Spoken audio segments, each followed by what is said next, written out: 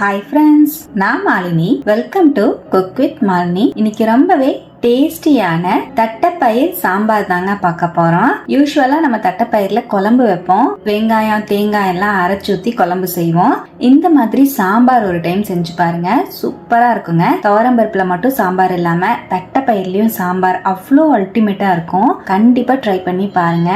சாப்பாட்டோட, தோசை, இட்லி, களியோட எல்லாம் வச்சு சாப்பிட சூப்பரா இருக்குங்க. ரொம்ப டேஸ்டி அண்ட் ஈஸியான இந்த தட்டைப்பயிர் சாம்பாரை எப்படி செய்யறதுன்னு இப்ப பார்க்கலாங்க. தட்டைப்பயிர் சாம்பார் செய்யறதுக்கு ஃபர்ஸ்ட் குக்கர்ல 1 கப் அளவு தட்டைப்பயிர் ஆட் பண்ணிக்கலாங்க. கிராம்ஸ்ல 125 கிராம் அளவுக்கு தட்டைப்பயிர் சேர்த்திருக்கேன். 1/2 கப் அளவு கடலைப்பருப்பு சேர்த்துக்கலாம். தேவையான அளவு தண்ணி சேர்த்து நல்லா வாஷ் பண்ணி எடுத்துக்கலாங்க. தட்டைப்பயிரையும் கடலைப்பருப்பையும் நல்லா வாஷ் பண்ணி எடுத்துட்டு வந்துட்டேன். 3 கப் அளவு தண்ணி சேர்த்துக்கலாங்க. 1 டீஸ்பூன் உப்பு சேர்த்துக்கலாம். குக்கர் மூடி போட்டு 4 விசில் விட்டு எடுத்துக்கலாங்க மீடியம் ஃப்ளேம்லயே.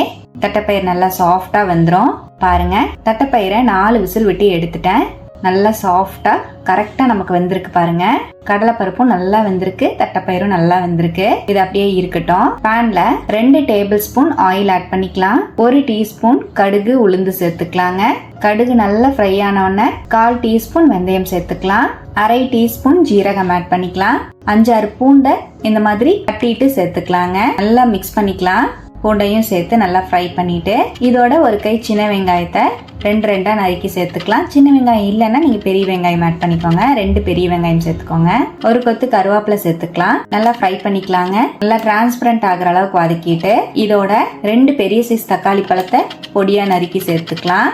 3 கத்திரிக்காவை இந்த மாதிரி நீளமா ஸ்லைஸ் பண்ணி ஆட் பண்ணிக்கிறேங்க. 2 உருளைக்கிழங்க மீடியம் சைஸ்ல கட் பண்ணி சேர்த்துக்கலாம். நல்லா மிக்ஸ் பண்ணி விட்டுறலாங்க. நல்லா மிக்ஸ் பண்ணி விட்டுறலாம். இப்ப பாருங்க, காயை சேர்த்து நல்லா கலந்துட்டேன். இதோட 2 டேபிள் ஸ்பூன் சாம்பார் பொடி ஆட் பண்ணிக்கலாம். 1/2 டீஸ்பூன் மஞ்சள் பொடி சேர்த்துக்கலாம். 1 டீஸ்பூன் மிளகாய் பொடி ஆட் பண்ணிக்கலாம். உங்க காரத்துக்கு தகுந்த மாதிரி மிளகாய் தூள் சேர்த்துக்கோங்க. சாம்பார் பொடியிலயும் காரம் இருக்கும். சாம்பார் பொடி நான் கடையில வாங்கின சாம்பார் பொடி தான் சேர்த்திருக்கேன். நல்லா மிக்ஸ் பண்ணிக்கலாங்க. இப்போ பொடியெல்லாம் சேர்த்துட்டு ஸ்லோ ஃப்ளேம்ல 1 செகண்ட் நல்லா கலந்துட்டு இதோட 1 கப் தண்ணி சேர்த்துக்கலாம். 1 டீஸ்பூன் உப்பு ஆட் பண்ணிக்கலாங்க. நல்லா மிக்ஸ் பண்ணிட்டு ஹை ஃப்ளேம்ல ஒரு 2 நிமிஷம் அப்படியே மூடி வச்சிடலாம். காய் வந்து ஒரு 3/4 வேக்காடுக்கு நமக்கு வெந்து வரணும். இப்போ நான் ஒரு 2 நிமிஷம் பக்கம் மூடி வச்சிருந்தேன். பாருங்க, நல்லா கலந்துட்டு இப்போ காய் வெந்திருக்கான்னு செக் பண்ணிக்கலாம். பாருங்க, உருளைக்கிழங்கு ஒரு 3/4 வேக்காடுக்கு வெந்திருக்கு. ரொம்ப சாஃப்ட் ஆகல. இப்போ நம்ம வேக வச்ச தட்டைப்பயிரை ஆட் பண்ணிக்கலாம். 2 கப் தண்ணி சேர்த்துக்கலாங்க. நல்லா மிக்ஸ் பண்ணிக்கலாம். இப்போ நல்லா கலந்துட்டு தேவைப்பட்டா உப்பு செக் பண்ணிட்டு ஆட் பண்ணிக்கோங்க. நம்ம தட்டைப்பயிர்லயும் உப்பு சேர்த்துருக்கோம், காய் வதக்கும் போதும் உப்பு சேர்த்துருக்கோம். நான் 1/2 டீஸ்பூன் உப்பு சேர்த்துக்கிறேன். நல்லா மிக்ஸ் பண்ணிக்கலாம். இப்போ நல்லா கலந்துட்டு 1 கை நறுக்கின மல்லித்தலை சேர்த்துக்கலாம். நல்லா மிக்ஸ் பண்ணிக்கலாம். இப்போ நல்லா கலந்து ஹை ஃப்ளேம்ல 5-7 நிமிஷம் நல்லா குழம்ப வந்து கொதிக்க விட்டுக்கலாங்க. சாம்பார் நல்லா கொதிச்சு வரட்டும். நம்ம பொடியோட பச்சை வாசம்லாம் போகும். பாருங்க, ஒரு 5 நிமிஷம் ஹை ஃப்ளேம்லயே குழம்பு நல்லா கொதிச்சிட்டு இருக்கு. நல்லா கலந்து விட்டுக்கலாம். இப்போ ஸ்டவ்வை அணைச்சிட்டு நறுக்கின மல்லித்தலை சேர்த்துக்கலாம்.